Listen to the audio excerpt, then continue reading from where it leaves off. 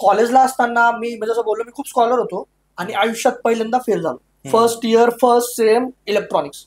मला आवडायचा ना तो विषय आणि पहिल्यांदाच फेल झालो. मी आतापर्यंत मला फेल्युअर माहितच नाहीये फेल्युअर काय असतं आणि फेल झालो. आणि पहिल्यांदा ते आलं एटीकेटी एका सब्जेक्ट मध्ये नाव अनाऊन्स केलं आणि सगळ्यात पहिला कॉल मी माझ्या बाबांना केला आणि त्यांनी फोन उचलला आणि त्यांना माहिती होतं की माझा इंटरव्ह्यू आहे, शेवटचा राऊंड आहे, ते सगळं आधीच बॅकग्राऊंड क्लिअर होतं.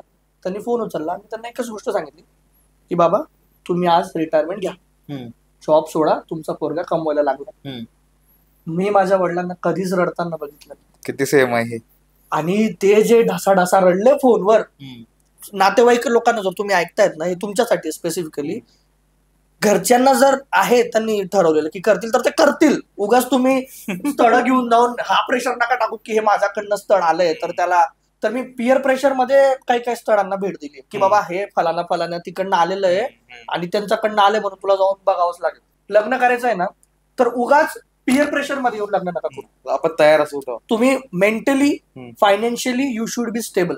कोविड झाला आणि माझा नेक्स्ट लेवल कोविड झाला. म्हणजे मला असा कोविड होता की माझा तो जे काही रिपोर्ट काढायचा ना 25 पैकी 13चा स्कोर. मला श्वास घेताना त्रास व्हायचा. म्हणजे मी बोललं जायचं नाही. प्रियंका खूप टेन्शन मध्ये.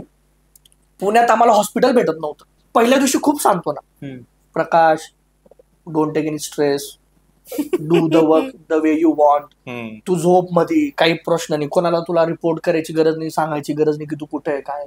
पहिल्या दिवशी फक्त पहिल्या दिवशी, आठवडा पण नाही, फक्त पहिला दिवस ज्या दिवशी मी जॉईन झालो सगळ्यांनी विचारपूस केली, आता बरं वाटतंय ना, कसा आहेस तू, काय आहेस तू. नेक्स्ट डे परत सुरू. कुठं होता, अर्धा तास यू वेर अवे, याचं स्टेटस काय झालं, याच्यावरती काय अपडेट आहे, तू अपडेट का देत नाहीये, see I can understand your but we have deadlines. अरे म्हटलं कसला माणूस आहे. गिरगिट पण बरा म्हटलं तुझ्यापेक्षा, तो पण जरा रंग बदलायला थोडा वेळ घेतो. तुम्ही बघा की बाबा तुमचं इम्पॉर्टन्स किती आहे कंपनीला. तुम्ही आज नाही ते उद्या नाही राहिलेलं, कंपनीला फरक नाही पडणार. पण तुम्ही नसले ना तुमच्या परिवारासाठी तुम्ही सगळं काही, एका पुरुषाला काहीच नको आहे. Mans are very simple. त्यांना फक्त की आई वडील खुश आहे, आपलं परिवार खुश आहे, बायको खुश आहे, मुली, याचा पलीकडे काहीच नको एका माणसाला.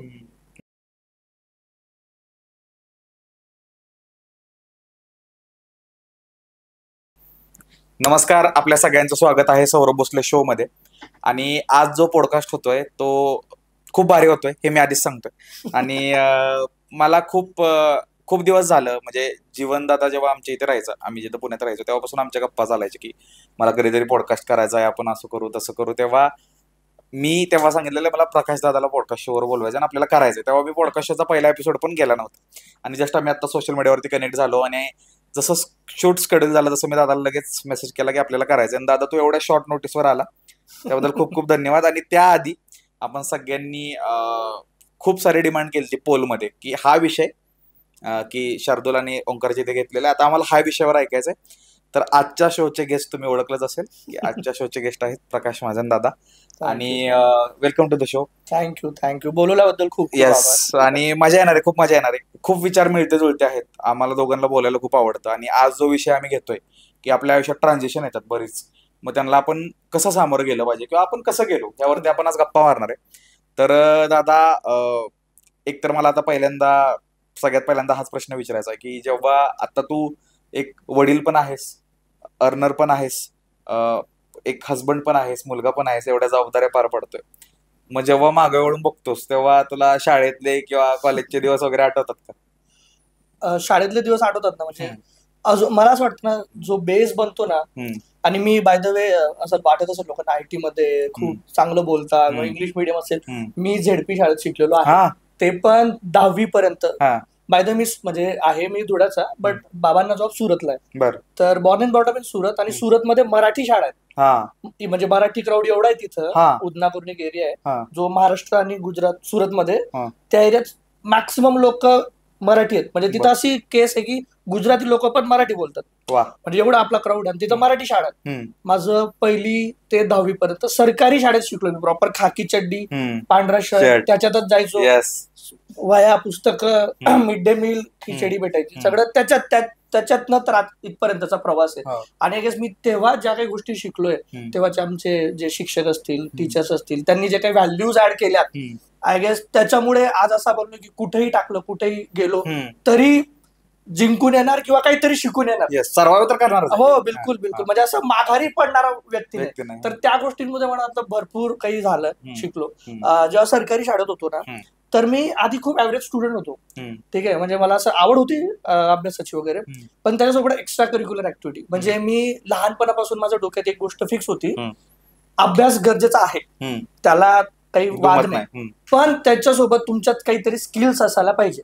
तुम्ही पब्लिक मध्ये कसं स्टँड आउट होणार, म्हणजे हा अभ्यासू, याच्या व्यतिरिक्त तुमची ओळख काय, तू पहिला नंबर येतो, दुसरा नंबर येतो, याच्या व्यतिरिक्त तुला काय येतं, तू डान्स करतो, तू थिएटर करतो, किंवा तू पोहतो, काहीतरी एक हॉबी म्हणा, स्किल्स म्हणा, यायला पाहिजे. तर ती हॉबी, जसं आता मला डान्स करायला खूप आवडतं, भरपूर लोकांना माहिती असेल, पण मला वाटतं त्याचा जो थोडा किडा असतो ना, तो मला त्या प्राथमिक शाळेत रुजला गेला. आणि मी अजूनपर्यंत कुठंच सांगितलं नाही, पण एक्सक्लुझिव्हली आय गेस तुझ्या शो साठी सांभाळून ठेवतो. मी माझा जो आयुष्यातला फर्स्ट स्टेज परफॉर्मन्स केला असेल, मी त्याच्यात मुलगी म्हणत होतो, ते पण प्रॉपर नऊवारी वगैरे घालून. म्हणजे मी 5वीत असेल आणि 26 जणांचा कार्यक्रम असायचा, तर आमचे ते टीचर्स वगैरे शिकवायचे. आम्ही डान्स केला होता, मी डोलकर दर्याचा राजा, आणि 3-4 असे पोरं आणि पोरच पोरी बनलेले 5वीत असताना. आणि आमची पूर्ण बॉय स्कूल म्हणजे ते, आणि त्याच्यात आम्ही पूर्ण नऊवारी साडी आणि ते सगळं. तर तिथल्या ते माझे जे पोरं होते सोबतचे, त्यांना वाटलं की खरंच पोरी नाले का, पोरी खिडकीत बंद बघते, पोरी हे. आणि मे बी त्यावेळेस असा मेकअप असं प्रॉपर झालेला, आणि मी लीड पेअर होती माझी. तर म्हणजे त्यावेळेस माझ्या डोक्यात काही नाही की मला करायचंय, माझी इच्छा आहे, मला करायचंय. ते हे नाही की मी मुलगी बनेल आणि मग लोक अरे कोण काय म्हणेल, काय नाही. आर्ट आहे, मला त्याच्याबद्दल प्रेम आहे, आणि आपल्याला परफॉर्म करायचं. आणि तो परफॉर्मन्स झाला, तर ती स्टेज फिअर निघाली माझ्या डोक्यातनं, की आता मी काही करू शकतो. अरे म्हणजे मुलगीचं 5वीतला पोरग, आणि त्यावेळेस ते आपले विचार करतात, तू झेडपीतले पोरं कसे खिल्ली उडवतात, जरा सगळे सापडला त्यांना. पण तो डान्स इतका छान झाला, सगळे मास्टर मला ओळखायला लागले, सगळे पोरांना एक वेगळाच रिस्पेक्ट. अरे काय नाचला यार तू, काय डान्स केला, आणि किती तो स्टेज डेअरिंग येते. तर तिथून मला जाणवलं की यार अभ्यास गरजेचा आहे, पण त्याच्यासोबत दुसऱ्या गोष्टी असायला पाहिजे. म्हणून तिथून मी ठरवलं की मी ऑलराऊंडर बनणार. म्हणजे अभ्यास पण करायचा, पण त्याच्यासोबत बाकीच्या गोष्टी, मग ते माझं वक्तृत्व असेल, डान्स असेल, कोणाशी बोलणं असेल, काही सांगणं असेल, स्पोर्ट्स असेल. मी खो खो पण खेळायचो हायस्कूल पर्यंत जाताना, आमची टीम होती, त्याचा कॅप्टन होतो मी, आणि खूप मजा यायची आम्हाला. तर म्हणजे एक्स्ट्रा करिक्युलर ऍक्टिव्हिटीचा खूप फरक पडतो. आणि मला असं वाटतं ना, माझे जे मित्र प्राथमिक शाळेत बनले ते आतापर्यंत आहेत आणि जीवाभावाचे आहेत. आमचा आता जस्ट पुढच्या महिन्यात आमचा प्लॅन आहे. तर आम्ही स्कूल प्राथमिक शाळेतले हायस्कूलचे जे मित्र सुरतला होतो, आमचा अजूनही ग्रुप आहे, आणि आम्ही दरवर्षी ठरवतो एकदा भेटायचं. कोणी किती बिझी असेल, कुठे काही असेल. माझे काही मित्र सीए आहेत, काही इंजिनियर आहेत, कोणी बीकॉम एमकॉम, त्यांचा कोणाचा बिझनेस आहे, कोणी मेडिकल फील्डमध्ये. असं आमचा 10 पोरांचा ग्रुप आहे, 5 पुण्याला आहेत, 5 सुरतला आहेत. पण दरवर्षी न चुकता, आता आमचं आधी वर्षातनं एकदा व्हायचं, आता वर्षातनं 2दा, 6 महिन्याला एकदा भेटायचं, 2 दिवस फुल कट ऑफ, बाकीच काहीच गोष्टी नाही. आणि त्या मित्रांसोबत जे रॅपो आहे, जे ते मला बोलतात किंवा मी त्यांना बोलतो, ते कुठंच नाही दुसऱ्या ठिकाणी. म्हणजे माझे भरपूर, मी खूप एक्स्ट्रोवर्ट आहे, माझे खूप मित्र आहेत, खूप ग्रुप्स आहेत, भरपूरशा लोकांशी ओळखीत, ते पण खूप जवळचे आहेत. पण तो जो ग्रुप आहे शाळेतला बनलेला, तो अजूनपर्यंत इंटॅक्ट आहे. आणि त्यांना असं नाही की अरे प्रकाश महाजन हा युट्यूब, काही नाही. जे त्यावेळेसला बोलायचे खासियत आहे ना, ते मनमोकळेपणाने सांगतात, एकदम मनमोकळेपणाने बोलतात. आणि त्यांना हा नाही, फिल्टर नाहीये की तू मोठा झाला, की तू पुण्याला आहे, किंवा तुझी एवढी फॉलोईंग आहे. त्यांना त्याच्याशी काही घेणं देणं. त्यांच्यासाठी मी आज पण तोच प्रकाश, म्हणून तर ती मैत्री तशी आहे ना. हो. आणि असं काय आहे की शाळेच्या मैत्रीत की प्रत्येक जण, आता तुम्ही असो, मी असो, तिथं बसलेला कोणी असो, तो म्हणतो नाही शाळेत जी दोस्ती होती निस्वार्थी, असं काय खास आहे त्या शाळेच्या दोस्ती? मला असं वाटतं ना, जे शाळेतले आमचा जो ग्रुप होता, सगळे एकाच सारखे ना, सगळ्यांची तीच गथा, गरीब परिवार, सरकारी शाळेत शिकणारी पोरं, पैशांची तानातान, पण त्याच्यात पण खुश कसं राहायचं. ठीक आहे. आणि लकीली फॉर्च्युनेटली मला असं वाटतं ना, तुमचा फ्रेंड सर्कल खूप, तुमचं करिअर म्हणा, तुमची पर्सनॅलिटी म्हणा, त्याच्यात खूप इम्पॉर्टंट रोल प्ले करतो. म्हणजे जेव्हा माझे बोर्ड आले 10वीचे, तर मला असं वाटतं मी ऍव्हरेज स्टुडंट होतो, पण माझा हा जो फ्रेंड सर्कल होता, त्याच्यात सगळे खूप, म्हणजे आगाऊ पण खूप, म्हणजे इतके आगाऊ की लास्ट बेंचवर बसायचे आणि प्रत्येक शिक्षकाचा हाताचा मार खाल्ला. असा एक शिक्षक नाही की जो बोलत असेल की हे चांगलं पोरं, पण अभ्यासात जेव्हा मार्क्स यायचे तेव्हा ते बघून पण अचंबित व्हायचे. पण त्यांच्यामुळे मला पण की नाही यार, हे एवढं करतात ना, आपल्याला पण करायचं. मी तुला खोटं पटेल, मी 10वीचं माझं जेवढं वर्ष होतं ना, पूर्ण वर्ष मी सकाळी 4ला उठायचो, आंघोळ पाणी करून 5ला अभ्यासाला बसायचो, शाळेत जाईपर्यंत सगळा अभ्यास उरकवायचो. आणि ज्या दिवशी मला आईने नाही उठवलं किंवा मी नाही उठलो की मी रडायचो किंवा मला खूप संताप यायचो की मला उठवलं का नाही. पण जेवढं ते डेडिकेशन जस्ट बिकॉज की माझा फ्रेंड सर्कल तसा होता, अभ्यासू मनोवृत्ती आणि आपल्याला काहीतरी करायचंय. आता तुला सांगतो मी अशा बॅकग्राऊंड मधून येतो ना, बॅकग्राऊंड म्हणण्यापेक्षा सराउंडिंग अशी आहे ना, सुरत मध्ये कसं आहे किंवा तिकडचा जो स्पेस आहे तिकडं सगळे बिझनेस माइंडेड पीपल आहेत की आणि इझिली तुला जॉब भेटतो. जर तुझ्यात थोडंफार आहे स्किल तुला 10-15-20 हजारचा जॉब आरामात भेटतो. मग तिकडच्या लोकांना असं वाटायचं किंवा खानदेशमध्ये खूप मन प्रचलित आहे की शिकीसन कोण भलं होईल, म्हणजे शिकून कोणाचं भलं झालंय.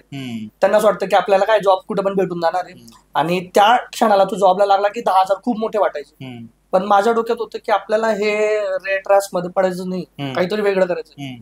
मला अजूनही आठवतं मी पहिलीत होतो आणि आमचे मास्तर होते ते पहिलीतले पोरं सगळे बसलेले एक एक करून सगळ्यांना विचारतात, बाळा तू मोठा होऊन काय बनशील, तू काय बनशील. आणि जिथून सुरू झालं ना तेव्हा सगळेजण विचार करतात कोणी काय सांगताय. माझ्या डोक्यात फिक्स होतं मी इंजिनियरच बनणार, तेवढी क्लॅरिटी होती मला की मला इंजिनियरच व्हायचं. आणि त्यांनी विचारलं, मी सांगितलं इंजिनियर होणार. 10वी बोर्डाला खूप मेहनत केली आणि मी शाळेत 3रा आलो आणि आपल्या वेळेत त्यावेळेस मला 85% आले. आणि आपल्या वेळेसचा ते बोर्ड वेगळा, आत्ताच म्हणजे नो ऑफेन्स पण त्यावेळेस तो बोर्ड वेगळंच होतं. तेव्हा 65-70 वाला पण खूप स्कॉलर असायचा, टॅलेंटेड असा.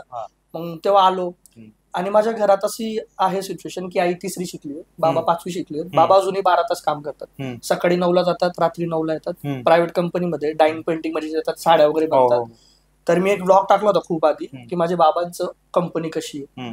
तुला खरं सांगतो मी ते जिथं काम करतात ना, मी तिथं 1 मिनिट थांबू शकतो कारण की इतका तो गरम, ते केमिकलचा वास, त्याला कलरिंग होते ना आणि रॉ मटेरियल येतो त्याला गरम पाण्यात ते याच्यात बुडवतात आणि त्याला काढतात आणि त्याला परत स्टीमने ते हे. म्हणजे मला धारा सुरू झाल्या अक्षरशः आणि मला जाणवलं माझे वडील कसं काय करतात, आपल्याकडनं ते शक्य नाही आहे, करून शकतात. आणि मला जर माझं आणि यांचं आयुष्य बदलायचं आहे तर माझ्याकडे एकच साधन आहे ते म्हणजे शिक्षण. चांगलं शिक्षण केलं म्हणजे मी पण याच्यातनं बाहेर पडेल आणि माझ्या घरच्यांनाही बाहेर पडेल. ती क्लॅरिटी मला ते लहानपणीच समजून गेलेली की यार आपल्याला ना आपल्याला करायचं ना आपल्या घरच्यांनाही करू द्यायचं. 10वीला खूप मेहनत केली, 3रा आलो तेव्हा ठरवलं इंजिनिअरिंग करायची आहे तर करायची. पण आई कशी असते, आईचा आधीपासून होतं की तू मास्तर हो. मास्तरचं कसं सुट्ट्या भरपूर, शनिवार रविवार सुट्टी, 6वं वेतन 7वं वेतन. तेव्हा कोणाला आईना सांगितलं असेल की अरे भरपूर पैसा असतो आणि सरकारी नोकरी. म्हटलं मला नाही बनायचं मास्तर आणि मला गाईड करणारही कोणीच नव्हतं. मी माझं ठरवलं की ठीक आहे धुळ्याला जायचं, तिकडं ही कॉलेज आहे असं असं. मी एकटा गेलो ऍडमिशनला.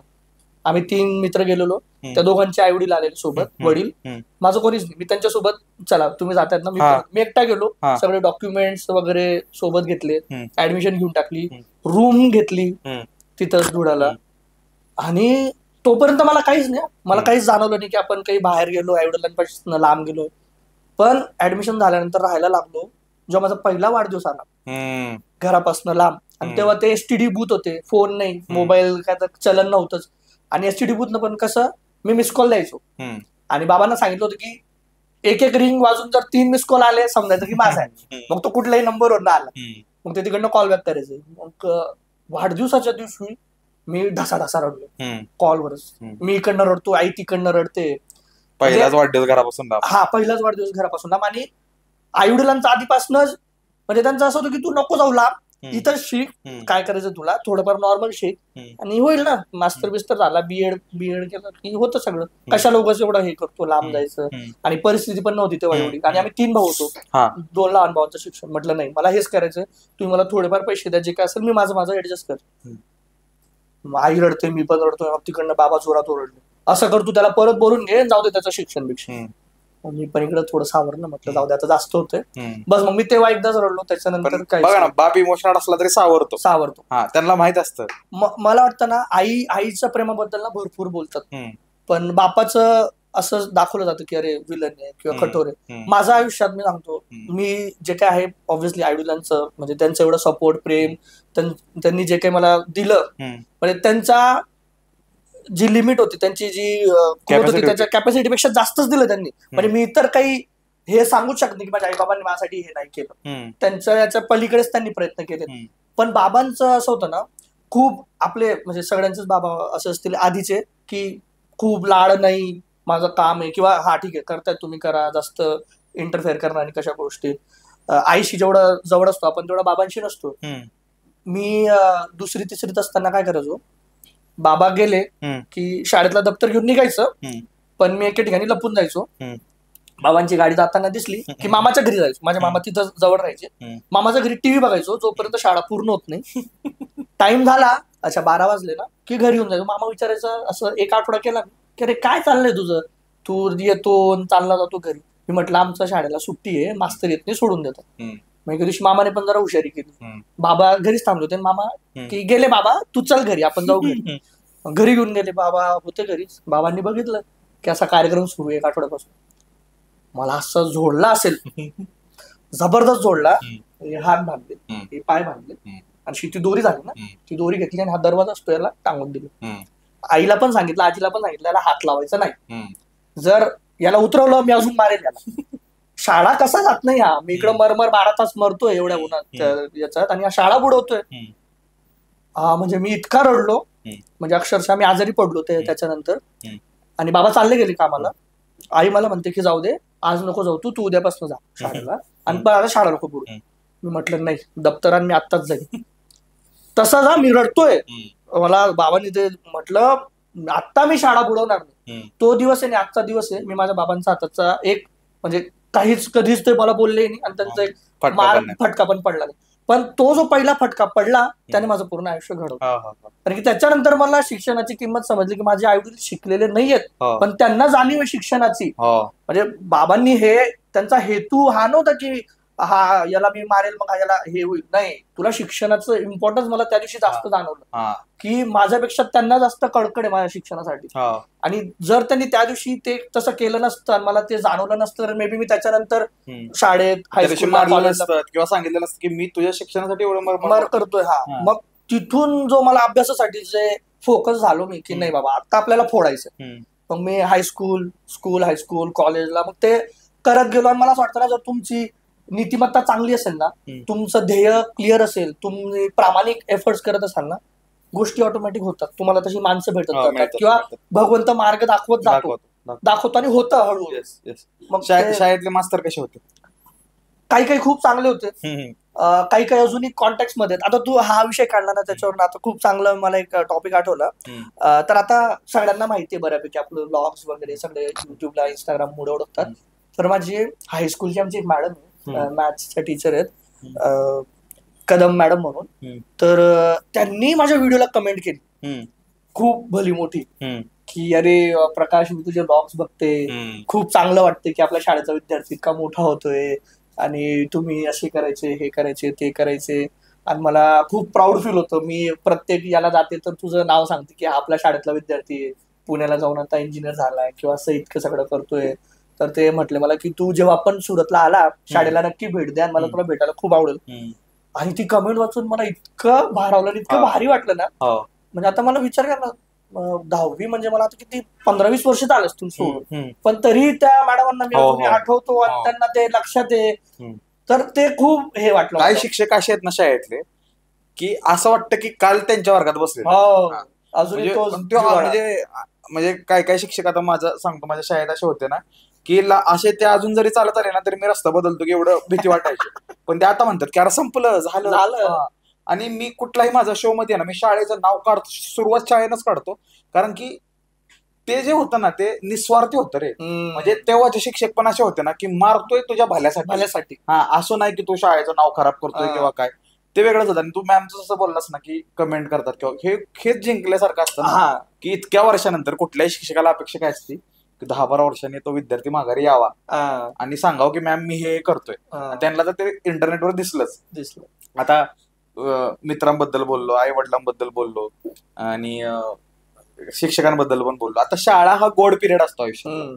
आणि शाळेत जेव्हा 10वी संपायला लागते तेव्हा स्वप्न दाखवलेलं असतं की आता मजा चालू होणार आहे की कॉलेजमध्ये मजा आहे. पण मग ही एक्सपेक्टेशन आहे. मग रियालिटी काय आहे, कॉलेजमध्ये गेल्यावर काय होतं बघा. आपण जेव्हा चालू करतो ना तर प्रत्येकाने हा डायलॉग ऐकलाच, तू 10वी कर मग मजा आहे, अरे तू 12वी कर मग मजा आहे, एकदा इंजिनिअरिंग झाली ना की मज्जाच मज्जा. आणि इंजिनिअरिंग झाल्यानंतर कळतंय बाबा मजा नव्हती. मज्जा बिज्जा झाल्या मजा काहीच नाही. मग ते फक्त मज्जाच्या नावावरती तुमचं बस दिवस कटत राहतात. काहीच मज्जा बिज्जा काहीच होत नाही. मी मराठी मीडियम मध्ये शिकलेलो जसं तुला बोललो. आता मी 11वी 12वी पण मराठीतच केली, धुळ्याला झालं सगळं. आता जेव्हा इंजिनिअरिंग करायची आली तर फर्स्ट ते एकतर आपण मराठी मीडियम मधले आले पोरं, तिथं सगळे फॅन्सी एकदम इकडचे तिकडचे इंग्लिश बोलणारे पोरं आली आणि आपल्याला तो खूप इन्फिनिटी कॉम्प्लेक्स होऊन जाते. अरे काय आपण चुकीचा तर निर्णय घेतला ना, आई सांगत होती तेच बरं होतं वाटतं मास्तर बनलेलं. पण तेच तो जो बी रुजला गेला होता ना प्राथमिक शाळेत की आपल्याला इंजिनियर व्हायचंय, मला ते इकोज व्हायचं की नाही बाबा करायचं आपल्याला. अरे तू जर मी काही केलं तर माझ्या भावांसाठी एक रोडमॅप रेडी होतो ना, त्यांचं लाईफ बदलतं, माझं फॅमिलीचं लाईफ बदलतं आणि करायचंच आहे. आणि जर मी नाही केलो, फेल्युअर झालो, तर हे प्रत्येकाला एक विचित्र उदाहरण होऊन जाईल. कोणीच त्यांच्या मुलांना बाहेर पाठवणार नाही. तो म्हणेल बघ त्याचं नाही झालं, तो एवढा स्कॉलर होता, तू काय करून घेणार, तुझी अगरबत्ती कुठं लागणार. मग जेव्हा बाहेर पडलो, कॉलेजला गेलो, बघितलं, मी म्हटलं ठीक आहे होऊन जाईल. आणि तिथं आहे ना परत तेच, तिथं पण असा फ्रेंड सर्कल बनला समविचारी किंवा सारख्या सिच्युएशन मधनं निघणारे. मग तिथेही कॉलेजला गेलो, झाला फ्रेंड सर्कल चांगला. पण तिथेही परत डान्सने मला थोडं बाहेर काढलं. म्हणजे कधी असं स्ट्रेस तणाव मध्ये जायचो की एक त्या ज्या ऍक्टिव्हिटीज होत्या, जसं मी खो खो खेळायचो, खो खो मध्ये आम्ही जायचो डिस्ट्रिक्ट लेवल पर्यंत. हे तसं मग कॉलेजला माझ्या हॉस्टेलला आमचे टुर्नामेंट्स व्हायचे, काही ना काही एक्स्ट्रा करिक्युलर ऍक्टिव्हिटी सुरूच राहायचा. तर मला वाटतं जेव्हा मी कॉलेजला गेलो ना, कॉलेजला माझ्या हॉस्टेलचा खूप माझ्यावरती इम्पॅक्ट झाला. तर मी धुळ्याला BAPS स्वामीनारायण छात्रालय म्हणजे मंदिर पण आहे आणि मी स्वामीनारायण फॉलोवर. तर मी मे बी कदाचित आय डोंट नो मी सांगितलं असेल आधी नाही, मी 12वी पर्यंत नॉनव्हेज वगैरे खायचो प्रॉपर. आणि मी खूप बारीक होतो, खूपच बारीक. तर घरच्यांचं असं की नाही खायचं ठीक आहे, आई नाही खात पण तरी की खायचं बाबा. पण मी जेव्हा त्या हॉस्टेलला गेलो, मंदिरात ऍडमिशनच्या दिवशी गेलो, तर मंदिरात फक्त पाय ठेवला तर ऍक्च्युली तिथं तेवढंच एक हॉस्टेल खूप चांगली होते. मला रूम करून वगैरे राहायचं नव्हतं, कारण की 11वी 12वी मी रूम करून राहिलो तर काही चांगला एक्सपिरियन्स नव्हता. सगळ्याच गोष्टी स्वतः मॅनेज करा आणि खूप धावपळ असते. आणि माझ्या कॉलेजपासून ती हॉस्टेल खूप जवळ होती. तर म्हटलं ठीक आहे इथं राहूया, इथं चांगलं होईल. तिथं पाय ठेवला, ते वातावरण, आरती वगैरे हे ते सगळं, त्याचा एवढा इम्पॅक्ट झाला की मला त्या दिवशी आमच्या इथं संत पण राहायचं आमच्यासोबत हॉस्टेलला. हो, सकाळी आरती व्हायची 6 वाजेला, संध्याकाळी 7ला आरती. आणि मी ज्या दिवशी ऍडमिशनला गेलो, कोणी संत वगैरे काही नाही, मला फक्त ऍडमिशन भेटली. पण मी दर्शन केले भगवंताचं आणि मला असं जाणीव झाली की यार एवढ्या चांगल्या वातावरणात मी 4 वर्ष राहणार आहे. मी स्वतःच ठरवलं की आजपासून नाही खायचं. तो दिवस आहे ना, आजचा दिवस आहे प्युअर व्हेजिटेरियन, आपण नाही खात, सोडलं म्हणजे सोडलं. पण तिथं हॉस्टेलला ज्या गोष्टी मी शिकलो, आता तेच मी आधीपासून आहे ना खूप एक्स्ट्रा करिक्युलर जसं सांगितलं, मी स्वाध्याय परिवार नव्हतो लहान असताना, आम्ही पथनाट्य करायचो. तर पथनाट्य म्हणजे ते जन्माष्टमीच्या आधी 1 महिन्यापर्यंत फुल चालायचं. जे काही पथ त्याच्यात मी कृष्ण बनायचो, पांडव असायचे, कुठलाही टॉपिक असायचा. मग जाऊन गली मोहल्ल्यात सगळं तेच करतोय. तिथनं ते थिएटरचा खेळा आवडाला. म्हणजे हॉस्टेलला गेलो ना, मी जसं बोललो सकाळी आरती, संध्याकाळी आरती. आरती नंतर तुम्हाला धुवून प्रार्थना कीर्तन म्हणायची, थोडं 5-10 मिनिटाचं थोडं काही प्रवचन म्हणा किंवा एक लाईफ लेसन सांगायचा. तर त्या गोष्टी मी करायला लागलो. ठीक आहे. मग हळूहळू मी PR झालो, म्हणजे पब्लिक रिप्रेझेंटेटिव्ह. कोणी मोठे मोठे पॉलिटिशियन्स आले कॉलेजच्या पिरियडमध्ये, तर त्यांच्यासोबत मी फिरायचो की हे बघा हे असं आहे, हे तसं आहे, संस्थेबद्दल माहिती, धुळ्याबद्दल माहिती, असं झालं तसं झालं. तर तिथं जो माझा कॉन्फिडन्स बूस्ट झाला ना नेक्स्ट लेवल.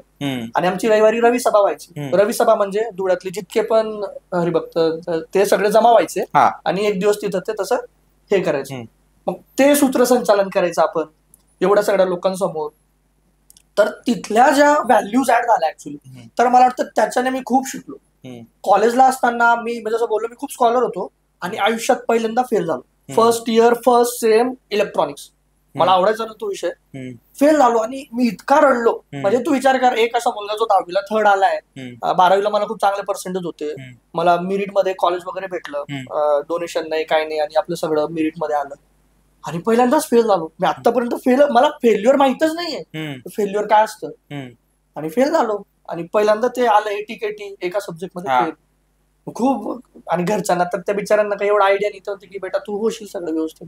आमच्या इथे एक संत होती योगेश्वर स्वामी म्हणून, ते राहायचे, ते त्यांनी खूप म्हणजे माझ्या लाईफमध्ये त्यांचा खूप इम्पॅक्ट आहे, त्यांच्या विचारांचा, त्यांचा सहवासाचा.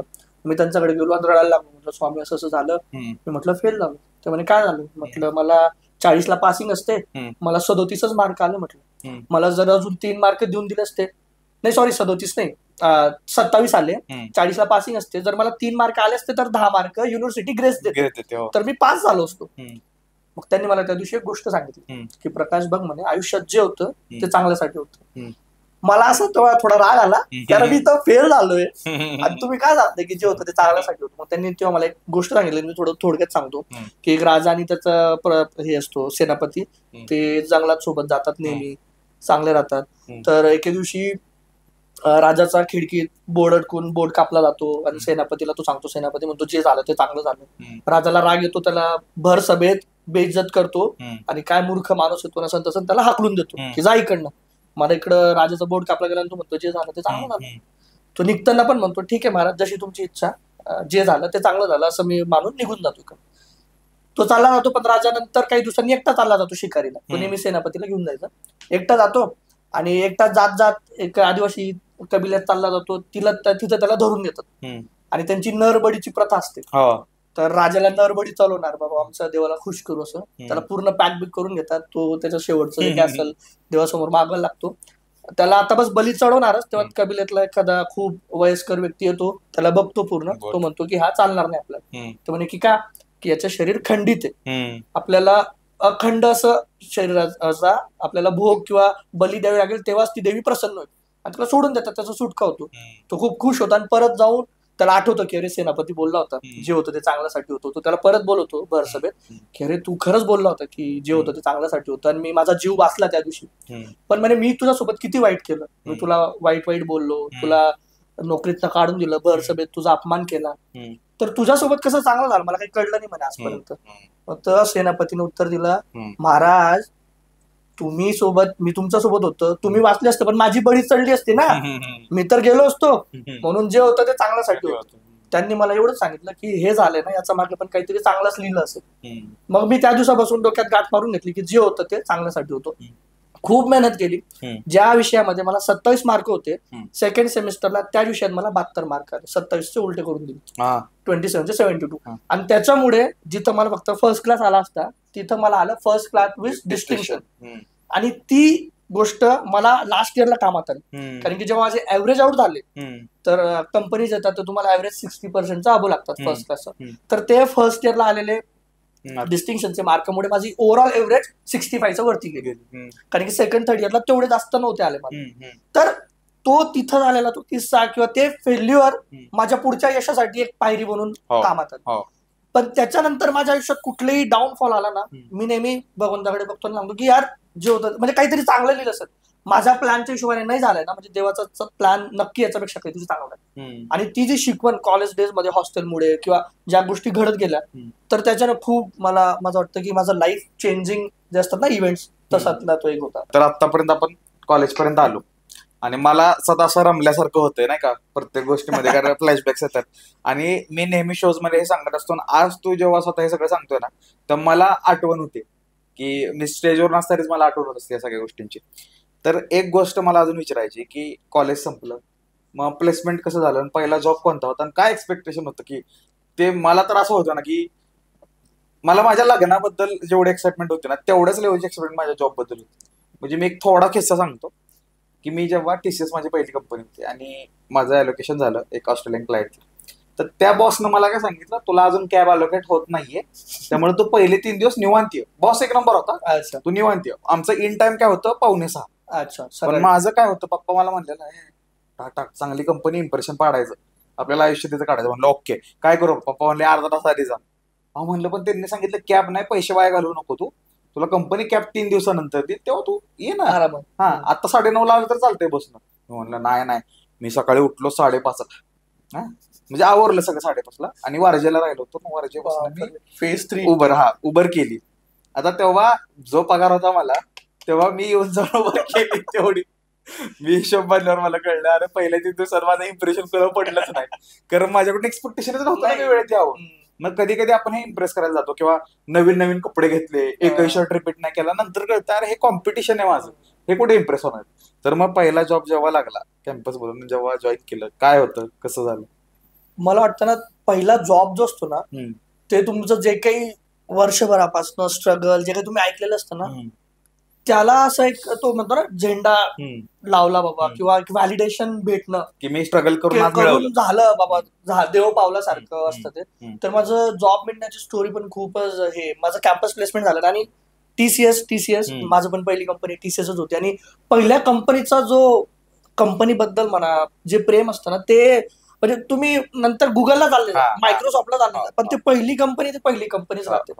तर आमच्या इथं कॅम्पस प्लेसमेंटला आलेली टीसीएस फर्स्ट कंपनी, आणि मी इंटरव्ह्यू वगैरे दिला, सगळं चांगलं झालं. त्यांनी माझं नाव, म्हणजे आमच्या बॅचला गेस सगळ्यात मॅक्सिमम प्लेसमेंट झालेली त्या वर्षी, नाव अनाऊन्स केलं.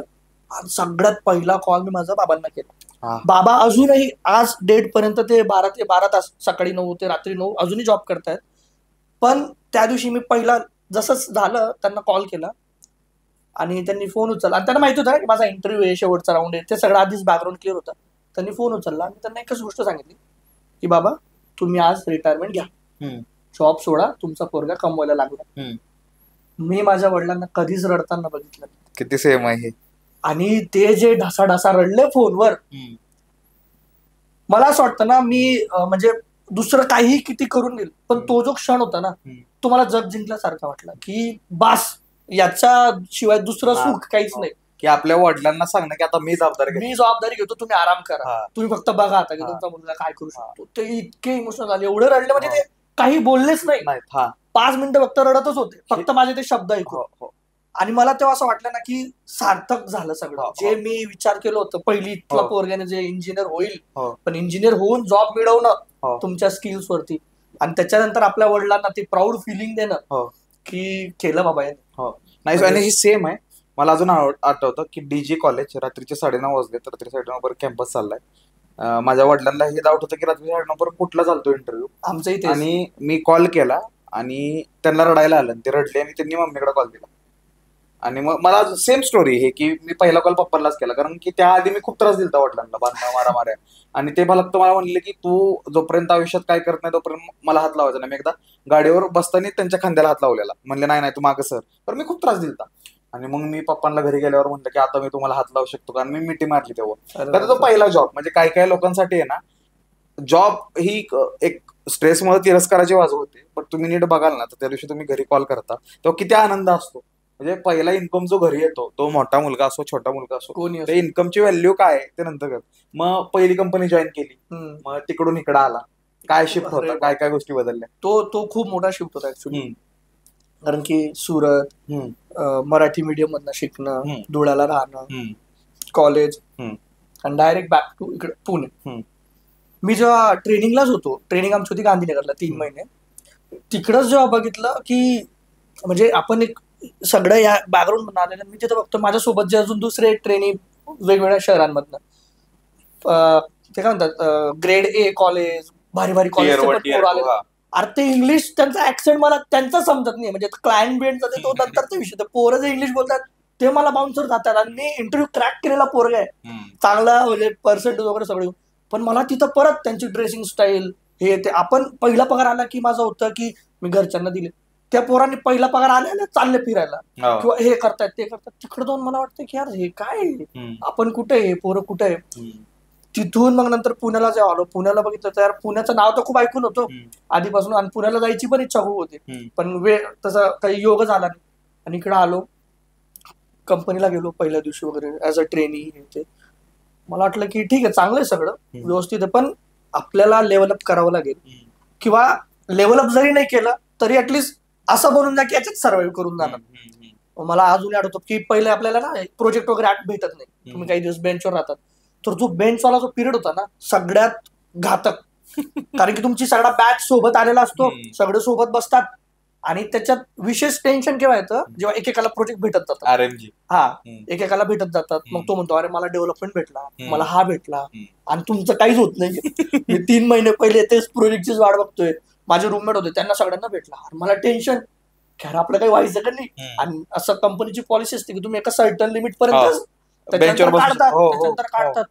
मग आता हे जर बोमाबोम होऊन गेली, पोरगा पुण्याला आहे, टाटामध्ये, टीसीएस मध्ये, आपण स्वप्न रंगवून घेतली की आता असं करणार तसं करणार, आणि जर प्रोजेक्ट भेटला नाही जायचं काय म्हटलं सगळं. कसं तरी करून इंटरव्ह्यूज वगैरे दिले. आणि लोकांना असं वाटतं की आयटी खूप सोपं आहे, म्हणजे हा काय माहित, म्हणजे लोकांचं काही ते बनून गेलंय तसं, किंवा ऐकून ऐकून की आयटीला तर कोणालाही जॉब भेटतो, एवढं सोपं नाहीये मित्रांनो. म्हणजे जस्ट टू क्लॅरिफाय. मग तो इंटरव्ह्यू काढला, ते प्रोजेक्ट भेटला, तेव्हा थोडा दिवस आला की हा ठीक आहे चांगलं. पण तिथं गेल्यानंतर क्लायंटशी जेव्हा पहिल्या दिवशी कॉल होता, आणि ऍज अ फ्रेशर तुम्हाला कॉलमध्ये बोलू देत नाही, तुम्हाला फक्त ऐकायचं असतं. मला 1 महिना फक्त याच्यात गेला की हा काय बोलतोय. माझा युएसचा क्लायंट होता खूप मोठा, आणि ते धड धड धड धड धड असं नाही, ते आपलं नॉर्मली बोलत चाललाय. मी वही पेन घेऊन बसायचो आणि जे शब्द नाही समजले लिहायचो, आणि माझा जो सिनियर होता त्याला विचारतो काय बोललाय, आणि मग तो मला समराईज करायचा कॉल, की रे त्याने हे सांगितलं बघ, मग मी हे बोललो. मग बापरे म्हटलं हे मला पण करावं लागेल का, म्हणजे तुला आता नाही, पहिले 2 वर्ष तर नाही, पण हा डाऊन द लाईन कधीतरी हे पण येईल. मग तेव्हा मला जाणवलं की बाबा तुमचं टेक्निकल स्किल तुमच्याकडे किती बाप असू द्या, पण तुमच्या कम्युनिकेशन स्किल खूप महत्वाचं आहे. कुठल्याही क्षेत्रात, फक्त आयटीच नाही, कुठल्याही क्षेत्रात, तुमचा व्यवसाय असेल, तुमचं लाईफ असेल, तुमचं लग्न, मॅरेज, सगळ्याच गोष्टी, तुमचं कम्युनिकेशन जर क्लिअर नसेल, समोरचा व्यक्ती बोलतो काय, त्याला आपल्याकडनं अपेक्षा काय आहेत, आणि आपल्याला किती पत आणि किती बोलायचं, जर तुम्हाला हेच कळलं नाही, कुठं थांबायचं आणि कुठं सुरू व्हायचं, तरी तुमचं वाटोळ होईल. तुमच्याकडे सोनं असेल पण कोणी घेणार नाही, पण तुमच्याकडे सडलेले कांदे आहेत पण तुमच्याकडे स्किल्स आहेत तर त्याचंही सोनं. तर त्या दिवशी मला कम्युनिकेशनचं इम्पॉर्टन्स समजलं. आणि आयटीत सर्व्हाइव्ह करायचं असेल तर दुसरी गोष्ट म्हणजे की बाबा जितकं तुम्ही नम्रतेने राहाल, की जरी तुला भरपूर येतंय पण तुझ्यापेक्षा कोणी आहे वरचा, शेरला 1.25 शेर आहे, जेवढं तुम्ही स्टुडंट म्हणून शिकण्याची प्रवृत्ती ठेवाल, की ज्याच्याकडनं जेवढं भेटलं शिकलो, त्याच्याने तुम्हाला खूप फायदा होतो. जसं टीसीएस मध्ये शिकवलं learning and sharing. Learning and sharing, तर म्हणजे भरपूरशा व्हॅल्यूज पण होत्या. एक प्रोफेशनलिझम शिकवला गेला आम्हाला. ट्रेनिंग मध्ये हे पण शिकवायचं की कसं जेवायचं, लिफ्ट एटिकेट्स होते, ईमेल एटिकेट्स होते. तुम्ही 4 चौघात बसले कुठल्याही गोष्टीसाठी तर तिथं कसं वागायचं, बॉडी लँग्वेज कशी ठेवली पाहिजे, तुमचं पर्सनल हायजीन कसा ठेवला पाहिजे, या बारीक बारीक गोष्टी जर तुम्हाला स्कूल कॉलेजमध्ये नाही शिकवत, तर त्या गोष्टी तिथं शिकायला मिळाल्या. तर एक ते घडण होते, म्हणजे ऑफिस म्हणा किंवा, आणि तिथले जे मित्र बनतात, पहिल्या कंपनीतले जे मित्र बनतात, जो फ्रेंड सर्कल बनतो, जसं आपले शाळेतले मित्र, तसंच कॉर्पोरेट मधले जे मित्र असतात ना, ते पण तुम्हाला भरपूरशे letter on second half of your लाईफच्या पार्ट मध्ये खूप क्रिटिकल किंवा इम्पॉर्टंट रोल प्ले करतात. कारण की त्यांचे कनेक्शन म्हणा, त्यांचा लाईफ एक्सपिरियन्स म्हणा, लाईफकडे बघण्याचा दृष्टिकोन, इव्हन तुम्ही चहा प्यायला कुणावर जाताय, बरोबर, डबा कुणावर खाताय, तो जर कंप्लेनिंग असेल तर लाईफ निगेटिव्ह वाटते. एखादा असं असतो की त्याचे एवढे एरर्स आले तरी पण तो चिल आहे, त्याच्याकडून ते शिकू शकतो. म्हणजे खरंच हा सर्कल मला अजून आठवतं की शेखर मोरगे, सुनील गायधने, ही 2 पोरं आणि अजून 1-2 जण होते. हे मी अजून नाव लक्षात घेऊन टाकते, श्रीरामपूरची पोरं होती, नगरची. ह्यांनी माझं कॉर्पोरेट लाईफ सोपी बनवली. कारण पहिल्या दिवशी मी गेलो होतो, म्हणलं शेखर सर, सुनील सर, म्हणले सर वीर म्हणायला. आता मी सातारचा बीच चावतो, शेखर या ते म्हणले एवढं नाही, कंट्रोल. मग जो माझ्यापेक्षा 2-3 वर्षाने सिनियर आहे, तो बॉन्ड झाला ना आमचा, आणि त्यांनी मला होणाऱ्या माझ्या हातनं चुकायत की बाबा बघ असं आहे. मग ते 4-5 दिवस आधी सांगायचे की सौर्या असं होणार आहे, पुढे जाऊन तसं होणार आहे. मग मला सब्जेक्ट मॅटर एक्सपर्ट पर्यंत पोहोचवलं त्यांनी. परत एक जबाबदारी. हे खरंच आहे बरं का, की जॉब वरती जे पहिलं सर्कल बनतं आणि जे तुमच्यात रुजू करतात ना, ते खरंच महत्वाचं असतं. याच्यावर मला एक किस्सा आठवला. मी जेव्हा माझा पहिला प्रोजेक्ट जॉईन केला ना, तर तू जर जनरली ऑब्झर्व केलं असेल ना, लोकांमध्ये डेव्हलपमेंटचा खूप क्रेज होता आमच्या. आणि मला मरायला डेव्हलपमेंटचाच प्रोजेक्ट भेटला, पण मला डेव्हलपमेंट मध्ये बिलकुल इंटरेस्ट नाही, आजपर्यंत इंटरेस्ट नाहीये. मला भेटला पण तेव्हा कसं की बाबा सर्कल मध्ये अरे याला डेव्हलपमेंटचा प्रोजेक्ट भेटला, असं गेलो. एक असाइन करतात तुम्हाला सिनियर डेव्हलपर म्हणा किंवा सिनियर असोसिएट. त्याने एक छोटासा काहीतरी मला टास्क दिला पहिल्या, म्हणजे आय गेस ट्रेनिंगच्या 7व्या दिवसानंतर, प्रोजेक्ट जॉईन झाल्यानंतर.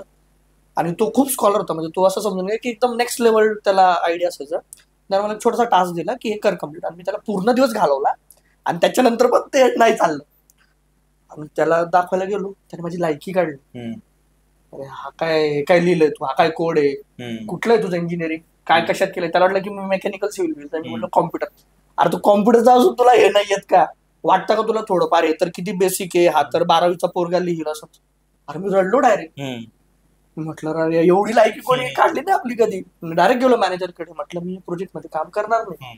कारण की मला समजलं होतं की मला त्याच्यात आवड नाही ना, म्हणजे मी किती मेहनत केली, किती डोकं फोडलं, रात्रंदिवस केलं ना, मला नाही जमणार ते. तुम्हाला इंटरेस्ट असायला पाहिजे, तुम्हाला आवड असायला पाहिजे, तर ते होईल. मग मी माझ्या मॅनेजरला सांगितलं, म्हटलं सर माझ्याकडनं नाही होणार, मी काढले म्हटलं काही दिवस, पण मला असं वाटतं की ही फील्ड किंवा हा जो जॉनर हा माझ्यासाठी नाही. मग त्यांनी मला एक दुसऱ्या प्रोजेक्ट मध्ये टाकलं जिथं डायरेक्ट क्लायंट इंटरॅक्शन, म्हणजे सपोर्ट टीम म्हणून ज्याच्यात लाईव्ह काही फाटलं, काही इश्यू झाले ते हँडल करायचे, क्लायंट सोबत रोज कॉल, तो प्रोजेक्ट भेटला. आणि तिथून मी जे शिकलो, म्हणजे क्लायंट सांगायला युएसचा होता, पण तो होता इंडियन, जो तिकडे जाऊन सेटल झालेला, आणि तो पण एकदम मारवाडी माणूस. त्याने जी वाट लावली, तिथून जे शिकलो ना, मग त्याच्यानंतर जेवढेही प्रोजेक्ट केलो असे क्लायंट हँडल केलेत की मग सगळे माझे मॅनेजर्स मला सगळे खुश. हा भाई तो त्यांना काय चाललंय त्याच्याशी काही घेणं, क्लायंट कडनं एस्केलेशन नाही आलं पाहिजे. मग ते पण एक स्किल आहे.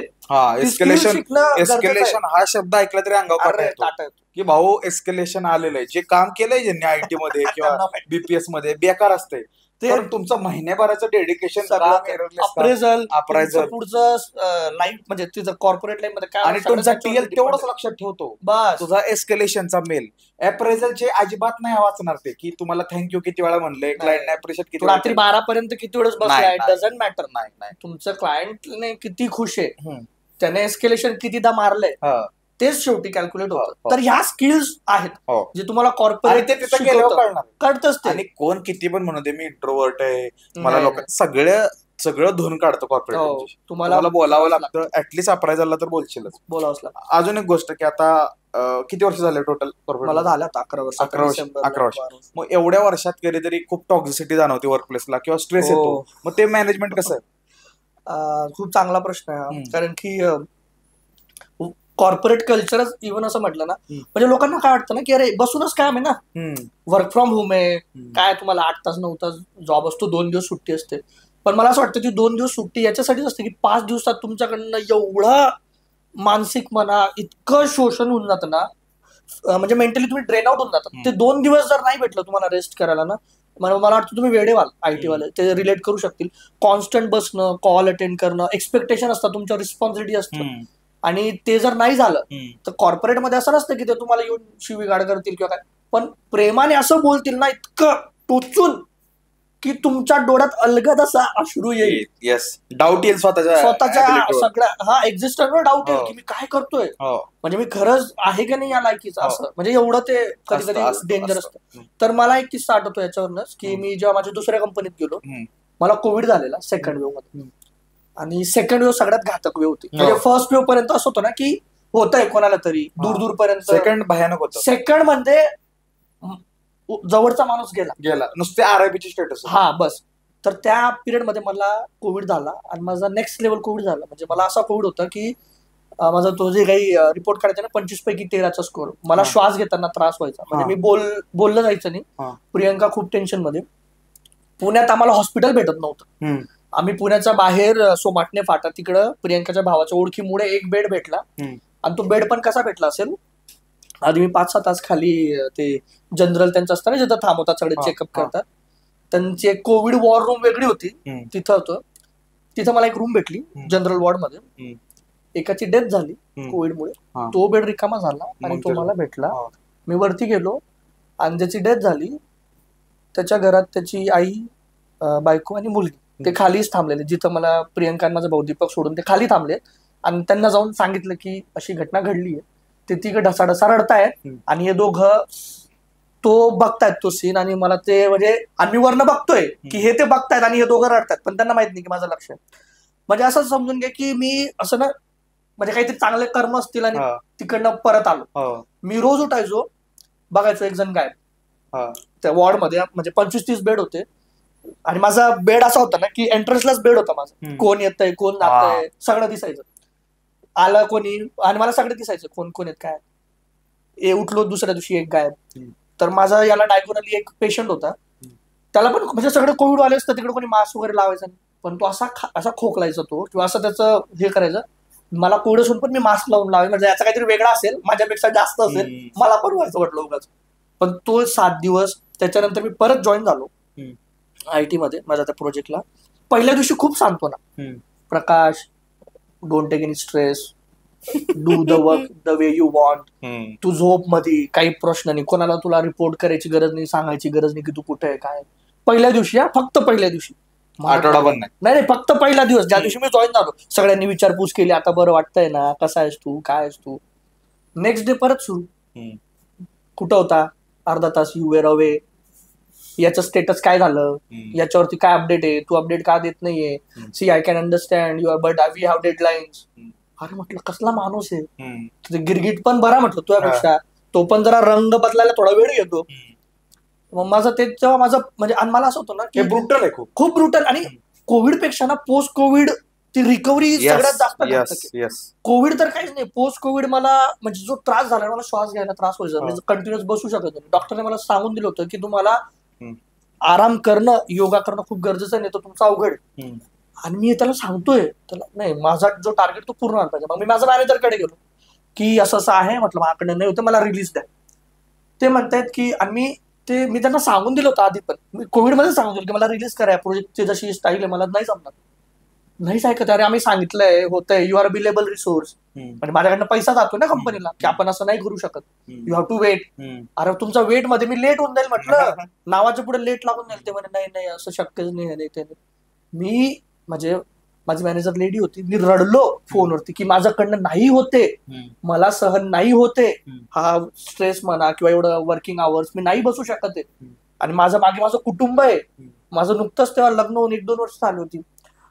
ठीक आहे म्हणे, मी बघते काय करता येईल. आठवडा गेला, 2 आठवडे, तरी काहीच नाही. मी फ्रस्ट्रेट होऊन पेपर टाकून दिलो की नाही होत आपल्याकडनं, नाही होणार. आणि तिथून मग ऍक्च्युली मला परत तेच की जे झालं चांगल्यासाठी झालं मला असं वाटतं. तिथून मी 25, 30, 40 रोज इंटरव्ह्यू द्यायचो. आणि त्या 3 महिन्याच्या स्पॅन मध्ये मी 5-6 हे काढले, जॉब ऑफर्स काढले, आणि त्याच्यातनं जी बेस्ट ऑफर होती ती घेतली. आणि या 5-6-10 वर्षात जो माझा फायनान्शियल लॉस झाला होता की मी जास्त स्विच नाही केले फ्रिक्वेंटली, कंपनीला लॉयल राहिलो, तो सगळा मी त्या याच्यात भरून काढला. म्हणजे हे पण आहे की तुम्ही बघा की बाबा तुमचं इम्पॉर्टन्स किती आहे कंपनीला. तुम्ही आज नाही ते उद्या नाही राहिलेले, कंपनीला फरक नाही पडणार, पण तुम्ही नसले ना तुमच्या परिवारासाठी तुम्ही सगळं काही ते बघा. लोक असं पागल होतात कंपनीसाठी, 12-12 तास काम करणार, रात्री उठून कधी मेल चेक करणार, हा विकेंडला काम करणार, फॅमिलीला प्रायोरिटी नाही. म्हटलं तुम्ही नसले ना कंपनी चालू राहील, काहीच कवडीचा फरक पडत नाही. तुम्ही आज काय उद्या सोडा, आज सोडून द्या, त्यांना काहीच फरक पडत नाही. पण तुमची हेल्थ, तुमची फॅमिली, या सगळ्या गोष्टी you are replaceable at work but not at family. Correct, perfect आहे. तर ह्या गोष्टी शिकल्या पाहिजे. आणि लॉयल राहा, मी हे नाही म्हणत की तुम्ही नका, पण कितपत स्वतःच्या आपल्याला काहीतरी अमाऊंट दिलेली, काहीतरी आपण इथिकल लॉयल आहे, बट किती ड्रेन करून घ्यायचं. करेक्ट. मी नेहमी म्हणजे जे मला विचारतात माझे ज्युनियर नंतर जे आसन व्हायचे किंवा कोणी मला विचारतो, मी असं मस्करीत म्हणायचो की म्हणे कॉर्पोरेटमध्ये जर सर्व्हाइव्ह करायचं असेल तर काही गुरुमंत्र किंवा फंडात मी एकच सांगायचो, म्हणतो काम उतना ही करो की सॅलरी ज्यादा लागेल. तुम्हाला असं वाटलं पाहिजे की बाबा हा मी काहीतरी करतोय, नाही तर तुम्हाला असं at the end of the day असं वाटायला मरमर मरतो, मला 4 पैसे किंवा चिल्लरच भेटते. तर ती जेव्हा तुम्हाला वाटेल ना सॅटिस्फॅक्शन की हा बाबा ठीक आहे, मला कामात मी शिकतो पण एन्जॉय पण करतोय, आणि मला जास्त सॅलरी, आणि मला थोडं मोबदला पण भेटतो, माझी तेवढी व्हॅल्यू आहे. तर हे शिकणं खूप गरजेचं आहे. तुम्हाला नाही वाटत आहे ना की तुम्हाला ऑन साईट नाहीये किंवा थोडं स्विच करा. मी लोक म्हणतात अरे माझं खूप टॉक्सिक एन्व्हायरमेंट आहे, मग माझं स्विच कर ना बाबा, मेहनत कर. आणि मार्केट आहे खराब, आत्ताच्या सिच्युएशनला मार्केट खरंच खराब आहे, नाही येत तुम्ही, पण तुम्ही तशा स्किल्स शिका, अपग्रेड करा, काहीतरी अजून. नाही ते बघा, म्हणजे बघा तिथं राहून मेंटली ड्रेन आउट होण्यापेक्षा चांगलं बघितलं कधी आहे आणि भेटेल, चांगलं होईल. आपण काय होतं ना खूप कम्फर्ट झोन मध्ये चाललो जातो की अरे नाही इथं चांगलं आहे, चाललंय ना, होतंय ना, पैसा येतोय ना, आणि त्यात कोणतं सांगणार असतो, भीती घालणार असतो, कारण त्याचा पाय निघत नसतो. आता इंटरव्ह्यूच्या शेवटच्या टप्प्याकडे जाते, मला एक विचार द्यायचं आहे की हा एक सगळ्यात फायनल पार्ट, पण हा मी त्यासाठी ठेवला का हा टर्निंग पॉईंट असतो की आपण कुणाशी लग्न करतोय आणि कुठल्या स्वभावाच्या व्यक्तीशी लग्न करतोय, हा खूप मोठा डिसिजन असतो. आणि तुमच्या दोघांचा अरेंज मॅरेज, तर एखाद्या मुलाच्या आयुष्यात किंवा मुलीच्या आयुष्यात किंवा एखाद्या व्यक्तीच्या आयुष्यात लग्नानंतर किती बदल होतात आणि तुझ्या आयुष्यात किती झाले, आणि कसा कोप अप केला, आणि आज सगळं हे कसं काय, जेवढं हॅपी गोल की तुम्ही सगळे राहताय, हे कसं तुम्ही साध्य केलं आतापर्यंत? मला वाटतं ना जे हे सांगतात की हा टर्निंग पॉईंट आहे, तो टर्निंग पॉईंट आहे, जॉब हे, मला वाटतं तुमचं लग्न तुमचं सगळं पुढचं आयुष्य डिसाईड करतं. वा. लग्न जर चांगलं केलं तर इथंच स्वर्ग आहे, आणि जर पार्टनर चुकला तर इथंच नरक आहे. ते तुम्हाला साक्षात भगवंत इथंच दाखवून दिले, हे स्वर्ग नरकाचं जे आहे वरती गेलं नाही, तुमचे कर्म जसे असतील ते इथंच बरोबर फेडावे लागतात. आणि त्याच्यात पार्टनर चा खूप मेजर रोल असतो. अरेंज मॅरेज मला आधीपासून क्लिअर होतं की आपल्याला अरेंज मॅरेजच करायचंय, घरच्यांकडनं तशा अपेक्षा होत्या आणि मी माझ्या घरच्यांच्या शब्दाचा बाहेर कधी गेलो, तर आपल्याला आधीच क्लॅरिटी होती. पण त्याच्यात पण माझी ही एक अट होती की मी माझ्या म्हणजे मला समविचारिक, मला जसं पाहिजे तशी व्यक्ती जोपर्यंत नाही भेटत मी लग्नाला होकार देणार नाही. आणि माझ्या केसमध्ये कसं, मी घरातला मोठा आहे, मला 2 लहान भाऊ, आणि त्याच्यात मी कॉलेजला इंजिनिअरिंग झालं, कॅम्पस प्लेसमेंट झालं. ज्या दिवशी न्यूज बाहेर आली की कॅम्पस प्लेसमेंट झालं त्या दिवसापासून मला स्थळ यायला सुरू केली होती की अरे पोरगे इंजिनियर, पुण्याला जॉब, टाटा, भले पैसे तेव्हा एवढे जास्त येत नसतील पण ब्रँड की इथून ते याचं चांगलंच होणार. मग तेव्हापासून यायला सुरू केले स्थळ. आणि घरच्यांना काय, आपल्या मिडल क्लास फॅमिलीच्या घरच्यांचं काय असतं ना, लग्न करून दिलं ना बस माझं संपलं आता, म्हणजे मी चालली आता, मी मोकळे आम्ही असं. मग त्यांचं तेव्हापासून सोडून गेलं, अरे बघ बघ हे स्थळ आलंय ते स्थळ आलंय बघ. अरे म्हटलं मी आत्ताशी लागलोय, मला थोडं सेटल तर होऊ द्या. मी म्हटलं मग 2 वर्ष झाले टीसीएस मध्ये असताना, अरे बघ बघ कर आता तरी कर. मग मी दरवेळेस ना काहीतरी करून थोडं टाळायचं, कारण की माझं असं होतं की लग्न करायचं आहे ना तर उगाच पिअर प्रेशर मध्ये येऊन लग्न नका करू. आपण तयार असू, तुम्ही mentally financially you should be stable. When I say stable म्हणजे तुम्हाला वाटतंय का की तुम्ही आजच्या कंडिशनला फायनान्शियली तेवढं स्ट्रॉंग आहात की तुम्ही सगळा खर्च तुमचा, बायकोचा, पोरांचा, पुढच्या 4-5 वर्षाचा जो काही प्लॅन असेल तो तुम्ही आत्ताच्या कंडिशनला करू शकतायत. तुम्ही तुमचं पुढचं पूर्ण आयुष्य एखाद्या व्यक्तीसोबत घालू शकताय. लग्नाचं नाव कधी, मला ना मॅरेज फोबिया होता खरं सांगू तर, कारण की मला अशी भीती वाटायची की एखादा व्यक्ती, कारण की जशी सिस्टम होती आपली कांदेपोहेची सिस्टम आहे, तर मी माझ्या मित्रांचं लग्न बघितले, गेले कांदेपोहे खाल्ले, ती पोरगी येते 2 शब्द बोलते, तुम्ही 2 प्रश्न विचारतात आणि त्याच्या बेसिसवरती तुम्ही होकार देतात. तर मला ते मुळीच पटायचं नाही की अरे तुम्ही निदान साधे कपडे घ्यायला गेले तरी तुम्ही 2-3दा ट्राय करतात, तरी तिसऱ्या दिवशी परत जाऊन रिटर्न करून देतात. आणि इकडे तुम्ही तुमच्या आयुष्याचा लाईफ पार्टनरचा डिसिजन घेतात विदाऊट नोविंग इच अदर. तुम्ही कसं काय एवढा मोठा डिसिजन घेऊ शकतात? आणि समजा चुकून अशी व्यक्तीसोबत तुम्ही लग्न केलं ज्याचे विचार, ज्याचा स्वभाव, ज्याचं वागणं तुम्हाला पटत नाहीये आणि त्या व्यक्तीसोबत तुम्हाला 24/7 रेस्ट ऑफ युअर लाईफ राहायचंय, म्हणजे मला अंगाला काटा यायचा की त्या व्यक्तीसोबतच माझं पुढचं आयुष्य म्हणा सगळ्या गोष्टी करायच्या. तर मला खूप भीती वाटायची की जर हा निर्णय चुकला प्रकाश तर तुझं वाटोळ आहे. मग घरचे एकटेच अरेंज मॅरेज सेटअप करायचं सगळं. आणि नातेवाईक लोकांना जर तुम्ही ऐकतायत ना, हे तुमच्यासाठी स्पेसिफिकली, घरच्यांना जर आहे त्यांनी ठरवलेलं की करतील तर ते करतील. उगाच तुम्ही स्थळ घेऊन जाऊन हा प्रेशर नका टाकू की हे माझ्याकडनं स्थळ आलंय तर त्याला. तर मी पिअर प्रेशर मध्ये काही काही स्थळांना भेट दिली की बाबा हे फलाना तिकडनं आलेलं आहे आणि त्यांच्याकडनं आले म्हणून तुला जाऊन बघावंच लागेल. तर म्हणजे जर मी एक किस्सा सांगतो की पहिल्यांदा जेव्हा मी त्याला गेलो कांदेपोळीचा कार्यक्रमाला, तर माझ्यासोबत माझे 2 रिलेटिव्ह होते, आई बाबा आले नव्हते. मी पुण्याहून डायरेक्ट गेलो, तिथं पोरगी बघायचं होतं.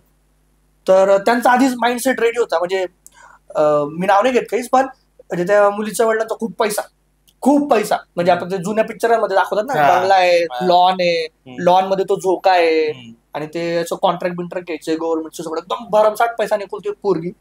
आणि ते माझ्यासोबत जे होते माझे रिलेटिव्ह, त्यांना असं वाटायचं की हा तर होच म्हणणार आहे एवढं बाई सगळं बघून. पोरगी आली, मी फक्त तिला एकच प्रश्न विचारला की तुझं फ्युचरचं काय प्लॅनिंग, तू काय करणारच? ती म्हणे नाही, म्हणे माझं आता मास्टर झालं की मी बघेल मग ते MPSC UPSC करेल किंवा असं तसं. आणि तिचं इंजिनिअरिंग झालं ना, म्हटलं याचं काही कनेक्शन म्हणजे असं मला काही म्हणजे सॅटिस्फॅक्टरी वाटत नाही, मला ओव्हरऑल ते नाहीच पटलं. मग मी सांगून दिलं ना की मग आम्ही बाहेर गेलो की हा सांगतो तुम्हाला काय. आणि एकदम मग फायनलला करायचं ना, मग नाही म्हटलं मला नाही पटलं. कसं काय नाही म्हणतोय तू, इतकं तर सगळं चांगलं आहे, अरे बघ घरदार, अरे म्हटलं ते तिथं पोरीच्या वडिलांचं येते, त्याच्यात माझा काय लोभ, मला काय भेटणार आहे? अरे म्हटलं माझा पार्टनर कसा आहे त्या एक्सपेक्टेशन मॅचच होत नाही, म्हटलं मी नाही करू शकत. मग ते घरच्यांना फोन की तुमचा मुलगा खूप हे जास्त कळायला लागलंय, शाळा आहे खूप, आमच्या शब्दाचा पलीकडे चाललाय, असं तसं. मग मी ठरवलं की हे ना आपल्याला आपल्या हातात घ्यावं लागेल, कांदेपोहेने नाही जमणार म्हटलं आपल्याला. मग मी स्वतः जीवनसाथी त्याच्यावर भेटायचो. आणि तुला सांगतो सौरभ, इतकं इंटरेस्टिंग आहे ना हे मॅट्रिमोनी थ्रू की आपल्या पार्टनरचा शोध घेणं. कारण की काय असतं, तुमच्या डोक्यात एक इमॅजिनरी पर्सनची इमेज क्रिएट झालेली असते, दिसत नाही की कसं दिसेल काय, पण तुम्हाला वाटतं की हा असा असावा किंवा अशी असावी, हे क्वालिफिकेशन किंवा ह्या क्वालिटीज असतील, मी हे सांगेल तर ती ते सांगेल, असं एक बनून जातं. आणि तुम्ही जेवढ्या व्यक्तींना भेटतात ना, तर मी ज्या मुलाला भेटायचो प्रत्येक मुलीला भेटल्यानंतर मला एक क्लॅरिटी यायची की अशी तर नको पाहिजे. कारण की इतके वाईट अनुभव यायचे काही काही वेळेस की म्हणजे मी अपेक्षांवरती भरपूर बोललोय, तर त्याच्यामुळे पण म्हणजे मला एवढं त्या गोष्टींचा व्हायरल झाली त्यावर. हा, अपेक्षांवरती लिस्टच आहे. हो, ती आणि ते दोघा साईडने म्हणजे नॉट जस्ट दोघा साईडने.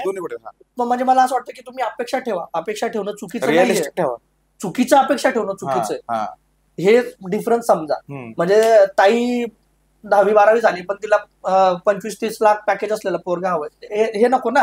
तुम्ही कुठेतरी इक्वालिटीला या. मग माझं हे होतं की मुलगी बाबा जॉब करणारी पाहिजे, करिअर ओरिएंटेड पाहिजे, जिने तिचं जे काही शिक्षण घेतलंय, ज्या काही गोष्टी ती शिकलेली आहे. आणि माझा नेहमी सपोर्ट होता की तुला काय करायचंय कर तू, पण इट्स नॉट जस्ट अबाउट मनी, पैशांसाठी नाही.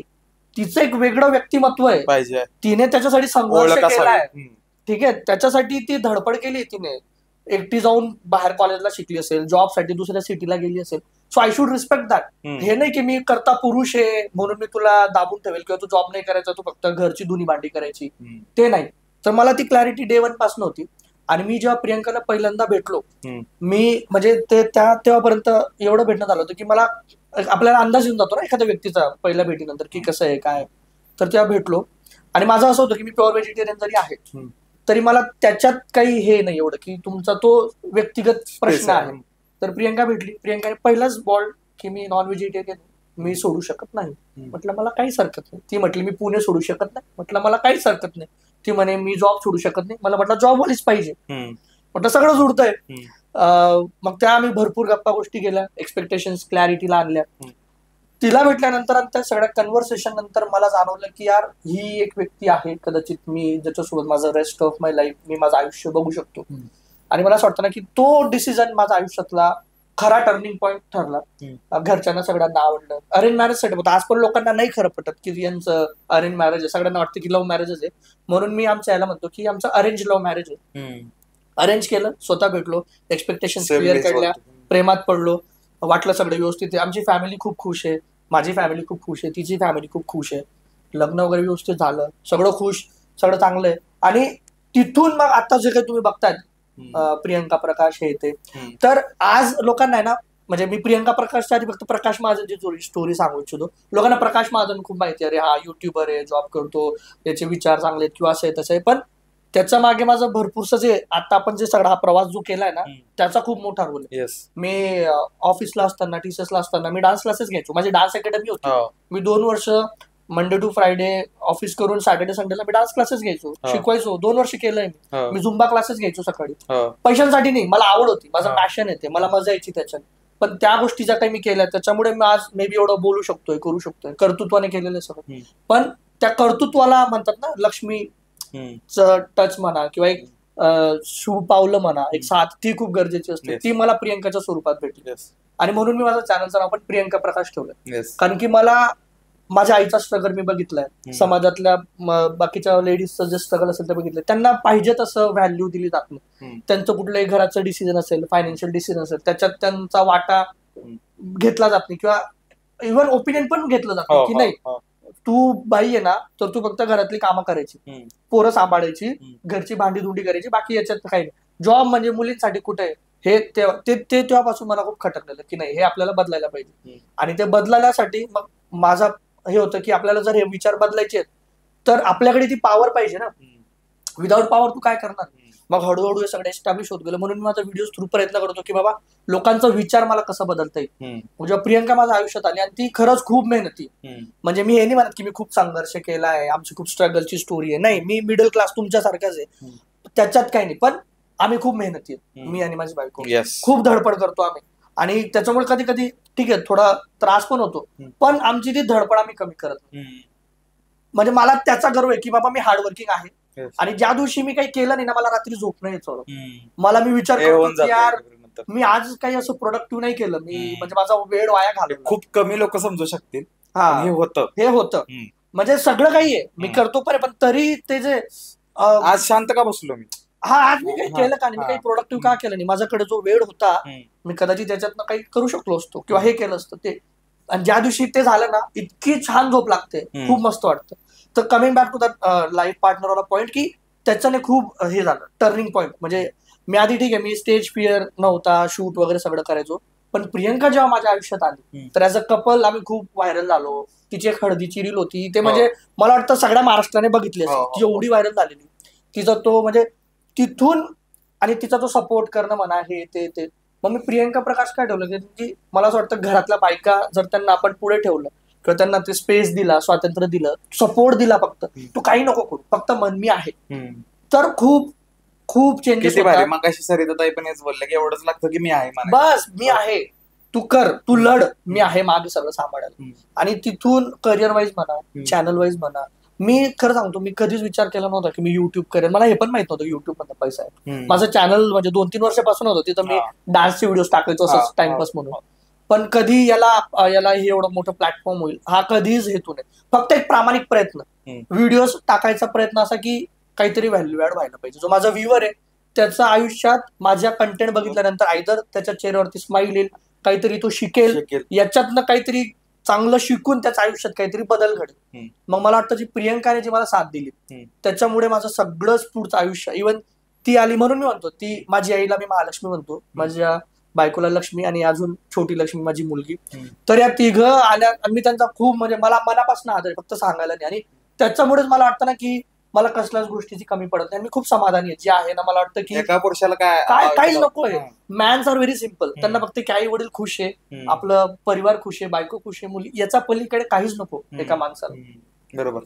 आपण जवळजवळ 1 तास गप्पा मारतोय आणि आणि मला म्हणजे मी पण खूप गोष्टी रिलेट करू शकतोय की जसं आता जस्ट एक मुद्दा बोलला की ज्या दिवशी आपण काम करत नाही ना, तर आज पण समजा मी एक पॉडकास्ट कमी घेतला किंवा आज मी घरी लवकर गेलो तर मला असं होतं की का असं केलंस तू, कारण हेच तुमच्या एक सळसळत्या रक्ताची वय आहे. नंतर मी स्वतःला जर असं बघणार असेल ना की मी माझ्या मुलाबाळांसोबत बसलोय आणि मला सांगायचंय, जसं माझ्या पप्पांनी मला सांगितलं, तुला माहितीये का मी एवढी घासली, ते मी त्या लायकीचा बनलो पाहिजे माझ्या पोराला सांगायला, पोरीला सांगायला की तुझा पप्पा असा होता. मग हे एक चिन्ह असतं की तुम्ही खरंच हार्डवर्किंग आहात. आणि स्किल वगैरे खूप बाजूला पडतं जेव्हा तुम्ही कन्सिस्टंटली हार्डवर्कर असता.